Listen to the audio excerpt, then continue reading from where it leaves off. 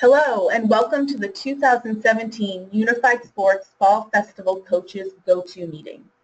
Please save the date for September 9th and 10th for bocce, golf, sailing, and softball, and September 23rd and 24th for croquet.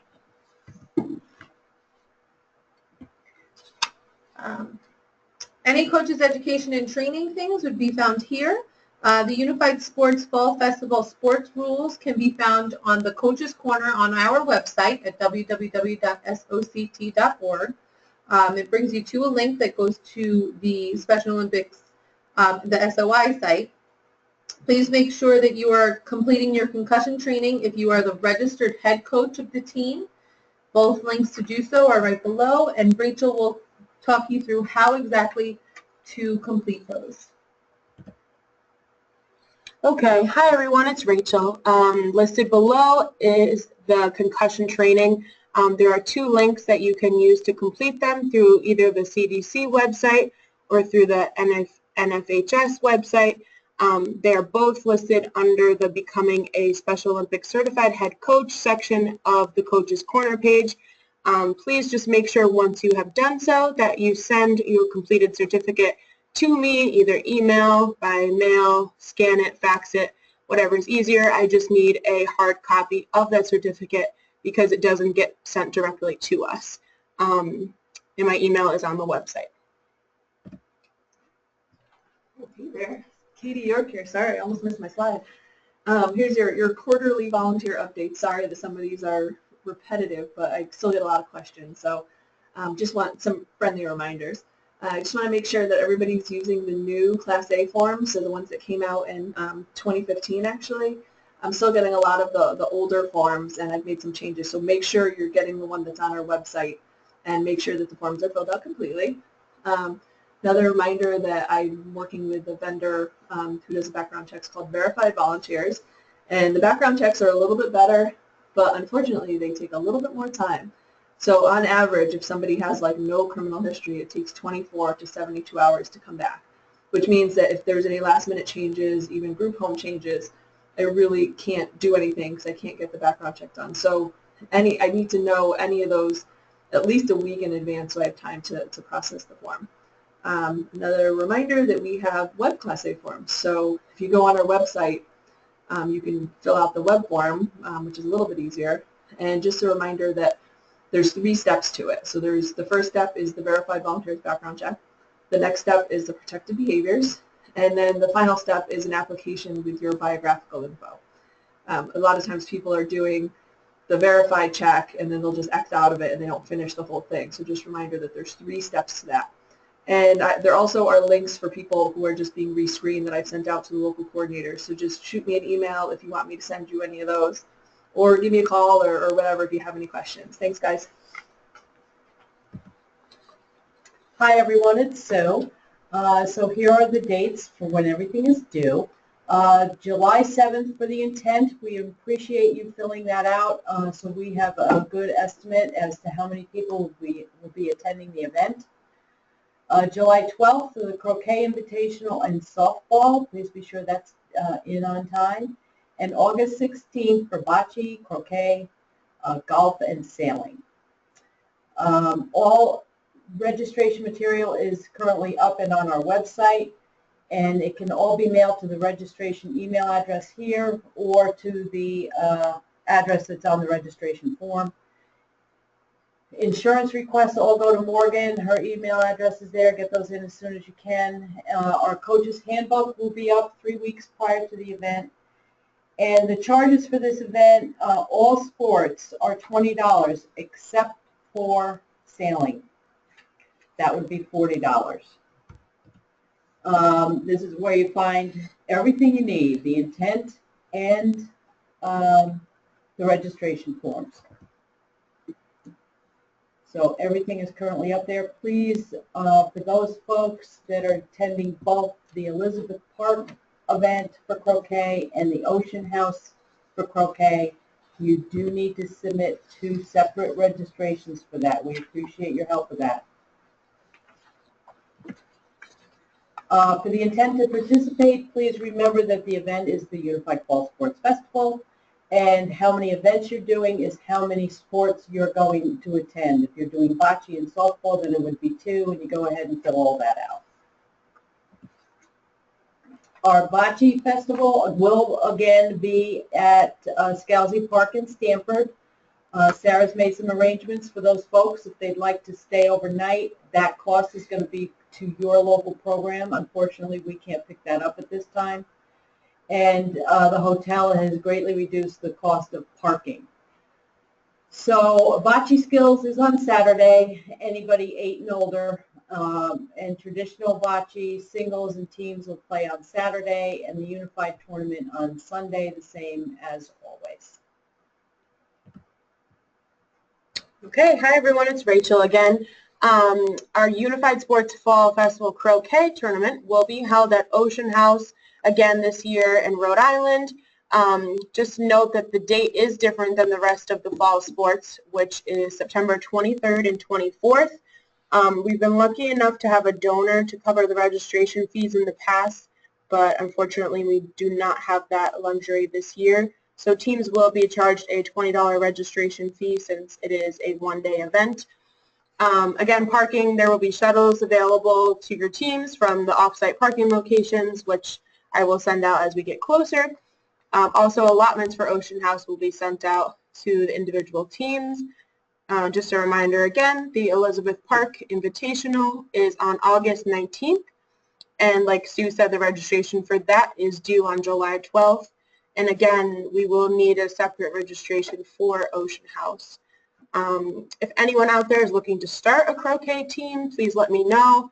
Our competition directors, Bobby Shorthouse, would be happy to come out to any practices and get you started, or offer any refreshers for any coaches or partners or athletes if you need it. Her email address and phone number is on the screen there, so please feel free to contact her directly if you're interested. Hello, it's Katie Dennett. I will be overseeing golf this year, which I'll actually not even be at that day because I will be at home with a newborn baby. But up until then, you can reach me with any questions. So the golf tournament will take place on Sunday, September 10th at the Sleeping Giant Golf Course in Hamden. Please remember that all teams and spectators must park at the Quinnipiac University parking lot located at Whitney Avenue across from Evergreen Street and the cemetery, and take the shuttle bus over to the course. Please remember there is no dropping off athletes or parking at Enchiladas. Do not go and get your vehicles while waiting for awards. You'll have to wait and then take the shuttle. Box lunches will be provided for teams with any early tea times. I would go ahead and pause this right now and take a moment to read all of these reminders for the coaches to share with their athlete's partner. A lot of these are really important to make sure that the tournament happens and gets played correctly. Also, take a moment to read qualifying for alternate shot play. This is really important because a lot of times we have a lot of questions and misunderstandings about when an athlete can qualify for our alternate shot play. And then lastly, all of our additional summer events will happen again. The Golf Skills Jamboree will be on Sunday, July 23rd at Lyman Orchards. If you're interested in this, please contact Joe Denon if interested. The Colchester Skills Challenge will happen on Sunday, August 13th at Tallwood Country Club in Hebron. Please contact Cliff. Alternate Shot Golf Invitational on Saturday, August 19th at Orange Hills. Contact Sarah Pearson. And then the New England Golf Invitational will be sometime in October. The date will be announced once we have it. Hello, this is Sarah. Just to give you an update on sailing. The sailing regatta will be held again at the Wattawannock Club in Stonington Borough. We'll have the dinner dance at the Borough Firehouse. And for teams staying over, hotel accommodations have been made at the Quality in Mystic. Please make sure to get me your housing rosters by Wednesday, August 16th, so we can lock in those rooms. Thanks so much. Hi, it's Katie Dennett back for softball. Please know that Morgan from our office will now oversee softball. Her information will be on this last page of the slide if you have any questions. However, the Unified Sports Fall Festival Divisioning Tournament for softball will take place on Saturday, August 12th at Pragman Park in Wallingford. As always, for this event, each team is allowed to have 2 absences. If you have more than 2, you may advance to the state tournament, but will only be eligible to compete for a participation ribbon. You still must complete the absence form and send it into Morgan within 3 days of the event.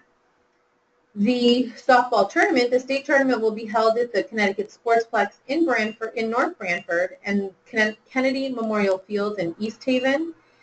Games will be played on Saturday and Sunday, depending on the number of teams we have. We hope to be able to complete divisions in 1 day.